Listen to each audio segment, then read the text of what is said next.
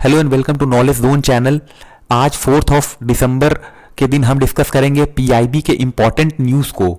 इससे पहले अगर आपने मेरे चैनल को सब्सक्राइब नहीं किया है तो प्लीज़ चैनल को सब्सक्राइब करें। लेक्चर पसंद आता है तो लाइक करें, शेयर करें, अदरवाइज डिसलाइक करें। और अगर लेक्चर से रिलेटेड कोई भी सजेशन है तो प्लीज़ कमेंट बॉक्स में कमेंट करके ज़रूर बताएं। चलिए डिस्कशन स्टार्ट करते हैं। पहली न्यूज़ है Ayush day care therapy centres के बारे में। तो यहाँ पर एक प्रपोजल दिया गया था day care therapy centre facility के लिए under Ayurveda yoga and neuropathy system for central government employ and pensioner, जिसको अप्रूवल मिल गई है ministry of health and family welfare के द्वारा। तो अब क्या होगा, यहाँ पर जितने भी सीजीएचएस बेनिफिशियरीज होंगे यानी कि सेंट्रल गवर्नमेंट हेल्थ स्कीम के जो भी बेनिफिशियरी होंगे उनमें अगर सर्विंग कोई है या फिर कोई पेंशनर है तो इन दोनों को यहाँ पर इस तरह की बेनिफिट्स मिलेगी। वो इस तरह की बेनिफिट्स को अवेल कर पाएंगे इस सेंटर के ऊपर। तो ये स्टेप जो लिया गया है वो मिनिस्ट्री के द्वारा लिया गया है इस चीज को देखते हुए, क्योंकि जो आयुष सिस्टम ऑफ मेडिसिन है उसकी जो पॉपुलैरिटी है वो लोगों के बीच में काफी लार्ज पैमाने पर बढ़ रही है। तो यहाँ पर जो इनिशियल स्टेप लिया गया है डे केयर थेरेपी सेंटर का, उसको पायलट बेसिस पे लिया गया है दिल्ली और एनसीआर एरिया के लिए। और ये जो स्टेप लिया गया है वो एक सर्टेन टाइम पीरियड के लिए लिया गया है। ऐसा कहा जा रहा है कि इसको 1 साल के लिए इस चीज को इंप्लीमेंट करके देखा जाएगा और सब्सिक्वेंटली इसको कंसीडर किया जाएगा कि और किस किस जगह पर इस तरह के स्टेप को लेना है। तो ये यहाँ पर जो ट्रीटमेंट प्रोसीजर होता है वो काफी शॉर्ट ड्यूरेशन के लिए होता है। तो यहाँ पर जो स्टे है डे केयर थेरेपी सेंटर के अंदर तो वो कुछ घंटों से लेकर 1 दिन तक का यहाँ पर कहा जा रहा है कि अवेलेबल कराई जाएगी सीजीएचएस बेनिफिशियरी को इस स्कीम के अंदर। तो जो एम है इस स्कीम का, तो यहाँ पर इंप्रूव करना है जो हेल्थ और वेलबींग है लोगों का उनको। और यहाँ पर एक और मकसद इसका है कि जो भी एक्सपेंडिचर आती है लोगों को, पेशेंट्स को, वो रिड्यूस करना हेल्थ केयर के अंदर। इसके अलावा एक्सीलेंस प्रोवाइड करना सच एज जैसे सर्विस डिलीवरी है, एफिशिएंसी है, इन चीज़ों में एक्सीलेंस को प्रोवाइड करना। और इससे भी बढ़कर जो पेशेंट्स हैं उनके लिए एक कंफर्ट का माहौल क्रिएट करना। तो यहाँ पर जो ट्रीटमेंट प्रोसीजर्स है तो उसमें कभी कभी ऐसा होता है कि ओवरनाइट स्टे की जरूरत नहीं पड़ती है। तो यहाँ पर काफी कन्वीनियंट होगा चिल्ड्रंस के लिए और जो भी एल्डरली पेशेंट्स होते हैं उनके लिए अगर डे स्टे की व्यवस्था होगी तो ये भी एक अच्छा स्टेप माना जा रहा है गवर्नमेंट ऑफ इंडिया की तरफ से, क्योंकि यहाँ पर जिस तरह से उन्होंने आयुष सिस्टम ऑफ मेडिसिन की जो बेनिफिट्स है उसको एक्सटेंड किया है।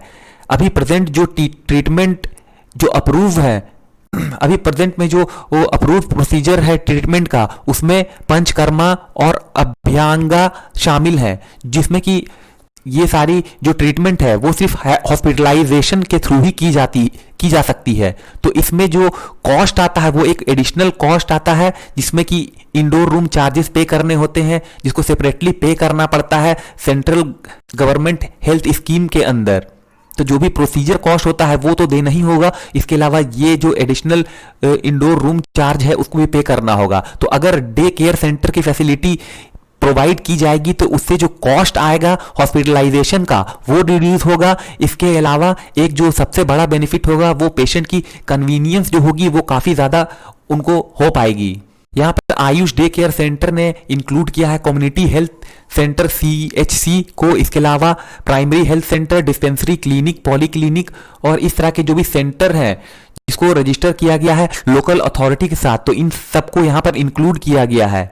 और जहाँ कहीं भी ऐसा पॉसिबल होगा, एप्लीकेबल होगा, तो वहाँ जो ट्रीटमेंट प्रोसीजर है उसको कैरी आउट किया जा सकेगा। और जो मेडिकल और सर्जिकल इंटरवेंशन है उसको यहाँ पर रजिस्टर्ड आयुष मेडिकल प्रैक्टिशनर के द्वारा डे केयर बेसिस पे किया जा सकेगा विदाउट इन पेशेंट सर्विस।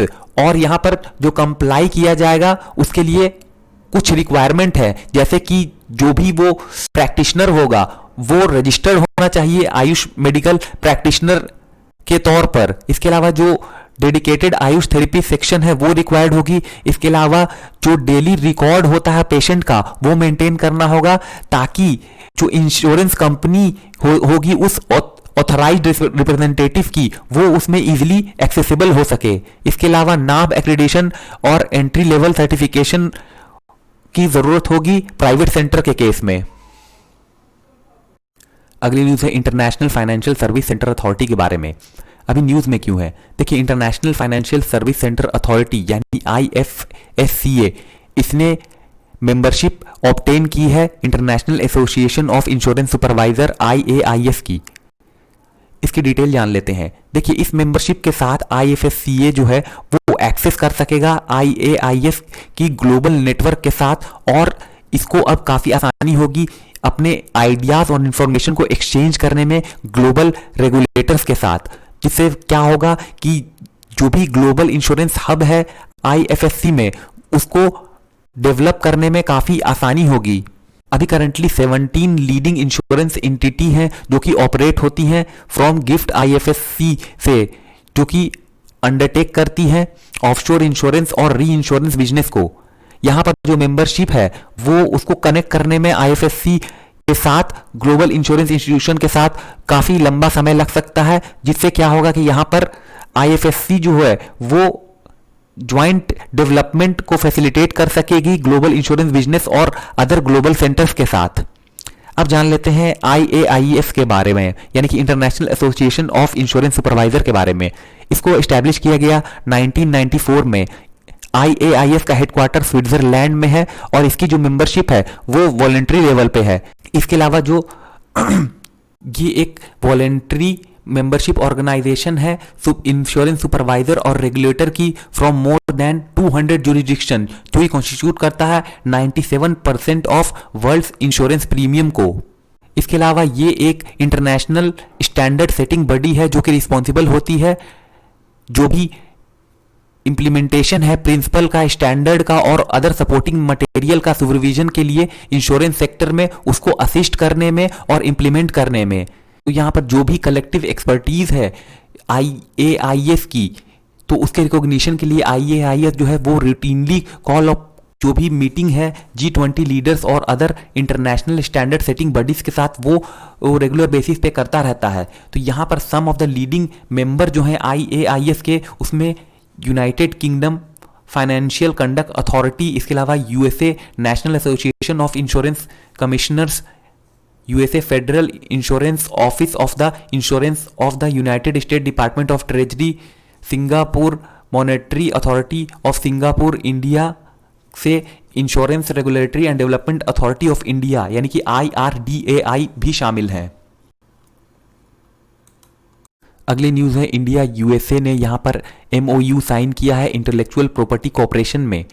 तो यहाँ पर department for promotion of industry and internal trade यानी कि DPIIT, ministry of commerce and industry, इन्होंने साइन किया है एक memorandum of understanding in the field of intellectual property corporation. तो ये जो इंटेलेक्चुअल प्रॉपर्टी कॉर्पोरेशन है वो United state patent and trademark office यानी कि USPTO, department of commerce of United state of America के साथ ये MOU साइन की गई है। तो यहाँ पर यूनाइटेड कैबिनेट की जो मीटिंग है उसको 19/2/2020 यानी कि 19 फरवरी 2020 को यहाँ पर उनकी एक मीटिंग हुई थी, जिसमें कि ये अप्रूवल दिया गया था कि हम अब United state patent and trademark office के साथ MOU साइन करेंगे IP कॉर्पोरेशन के फील्ड में। इसका एम था कि जो IP कॉर्पोरेशन है दो कंट्रीज के बीच में, उसको इम्प्रूव किया जाए by way of facilitating exchange और जो भी बेस्ट प्रैक्टिसेस हैं उसको डिसेमिनेट करके। इसके अलावा यहाँ पर जो एक्सपीरियंस और नॉलेज है IP का पब्लिक के बीच में, उसको यहाँ पर एक्सचेंज करके, और यहाँ पर जो भी इंडस्ट्रीज और यूनिवर्सिटी रिसर्च और डेवलपमेंट ऑर्गेनाइजेशन है उनके बीच में यहाँ पर इसकी नॉलेज को एक्सचेंज करना। इसके अलावा जो भी ट्रेनिंग प्रोग्राम्स हैं उसको कोलैबोरेट करना, एक्सपर्ट का एक्सचेंज करना, टेक्निकल एक्सचेंज करना और आउटरीच एक्टिविटीज को परफॉर्म करना। इसके अलावा इंफॉर्मेशन का एक्सचेंज करना, बेस्ट प्रैक्टिसेस को अडॉप्ट करना, एग्जामिनेशन करना एप्लीकेंट का फॉर पेटेंट, इसके अलावा ट्रेडमार्क, कॉपीराइट, जियोग्राफिकल इंडिकेशन और इस तरह की जो भी चीज़ें हैं जैसे इंडस्ट्रियल डिज़ाइंस, प्रोटेक्शन, इन्फोर्समेंट और यूज ऑफ IP राइट्स, तो इन सारी चीज़ों पे एक्सचेंज करना। यहाँ पर जो एक्सचेंज ऑफ इंफॉर्मेशन है डेवलपमेंट को लेकर के, और जो इम्प्लीमेंटेशन है ऑटोमेशन और मॉडर्नाइजेशन प्रोजेक्ट का, उसको यहाँ पर जो भी प्रोसीजर है management of IP office services की, उसके अकॉर्डिंग करना। इसके अलावा जो भी कॉपरेशन है अंडर वेरियस इशू, तो उसको समझना, और जो भी इससे रिलेटेड ट्रेडिशनल नॉलेज है उसको यहाँ पर शेयर करना, कॉपरेट करना, बेस्ट प्रैक्टिसेस को एक्सचेंज करना, और जो भी अदर कोऑपरेटिव एक्टिविटीज होंगी उसको म्यूचुअली डिसाइड करना दोनों पार्टिसिपेंट्स के द्वारा। यहाँ पर जो दोनों कंट्रीज हैं, दोनों साइड है, वो माइनाइल वर्क प्लान तैयार करेंगी ताकि जो मेमोरेंडम ऑफ अंडरस्टैंडिंग है उसको इंप्लीमेंट किया जा सके, और जो भी स्कोप ऑफ एक्शन है उसको यहाँ पर इंक्लूड किया जा सके। तो जो कॉपरेशन है इंडिया और यूएसए के बीच में, इससे दोनों देशों के बीच में काफ़ी अपॉर्चुनिटी प्रोवाइड होगी, और इससे काफ़ी कुछ सीखने को मिलेगा दोनों के एक्सपीरियंस से और बेस्ट प्रैक्टिसेस को फॉलो करके। तो यहाँ पर ये स्टेप जो है वो एक लैंडमार्क स्टेप कहा जा रहा है इंडिया की जो जर्नी है to become a major player in global innovation. और ये फर्दर जो इंडिया की जो ऑब्जेक्टिव है आईपीआर पॉलिसी 2016 को, उसको भी यहाँ पर काफ़ी आगे लेकर जाएगा। अगली न्यूज़ है इंडिया के टॉप 10 पुलिस स्टेशन के बारे में। गवर्नमेंट ऑफ इंडिया ने अनाउंस किया है, जिसमें कि सिलेक्ट किया गया है इंडिया के बेस्ट परफॉर्मिंग पुलिस स्टेशन को अक्रॉस द कंट्री। तो ये जो प्रोसेस है वो हर साल की जाती है, जिसमें इंसेंटिवाइज किया जाता है, और यहाँ पर जो भी इफेक्टिव फंक्शनिंग है पुलिस स्टेशन की उसको देखा जाता है, और यहाँ पर हेल्दी कंपटीशन को फॉलो किया जाता है।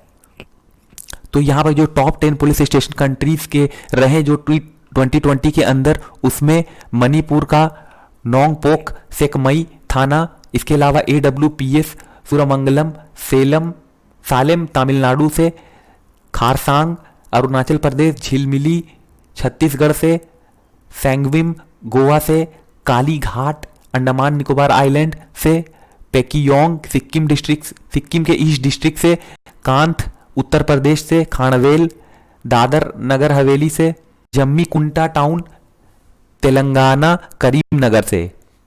तो ये जो पुलिस स्टेशन जो सिलेक्ट किए गए हैं वो प्राइम मिनिस्टर श्री नरेंद्र मोदी की डायरेक्शन के अकॉर्डिंग किए गए हैं, जो उन्होंने डायरेक्टर जनरल ऑफ पुलिस की जो कॉन्फ्रेंस हुई थी 2015 में कच्छ गुजरात के अंदर, तो वहां पर उन्होंने डायरेक्ट किया था कि क्या पैरामीटर होनी चाहिए पुलिस स्टेशन की ग्रेडिंग के लिए।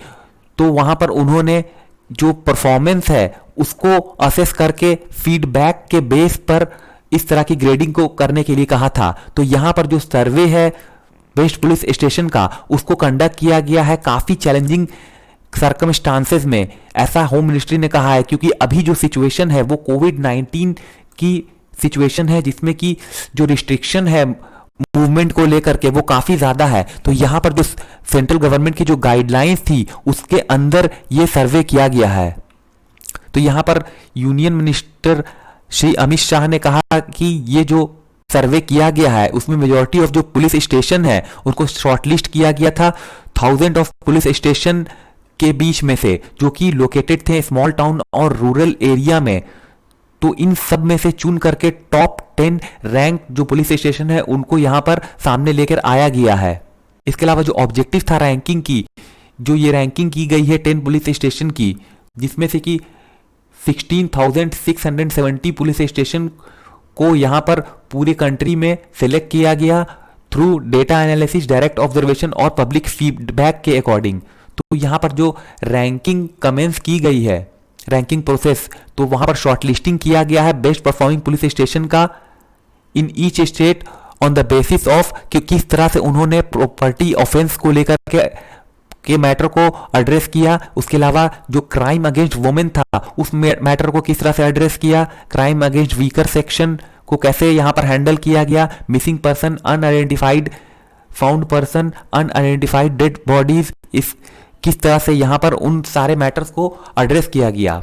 तो यहां पर जो लास्ट पैरामीटर है उसको इस साल इंट्रोड्यूस किया गया है। यहां पर जो नंबर ऑफ पुलिस स्टेशन जिसको सिलेक्ट किया गया था इनिशियली फ्रॉम ईच स्टेट, तो उसमें 3 from each state with more than 750 police station शामिल थे। इसके अलावा 2 को यहाँ पर शामिल किया गया अदर स्टेट से और दिल्ली से, 1 फ्रॉम ईच यूनियन टेरिटरी से यहाँ पर इंक्लूड किया गया। इसके अलावा जो 75 पुलिस स्टेशन सिलेक्ट किए गए थे नेक्स्ट स्टेज के लिए इस रैंकिंग प्रोसेस के अंदर, तो जो फाइनल स्टेज था उसमें 19 पैरामीटर को आइडेंटिफाई किया गया, ताकि यहाँ पर जो स्टैंडर्ड ऑफ सर्विस डिलीवरी है और आइडेंटिफाई टेक्निक जो है इम्प्रूवमेंट के लिए पॉलिसिंग की, उसको यहाँ पर इवेल्युएट किया गया।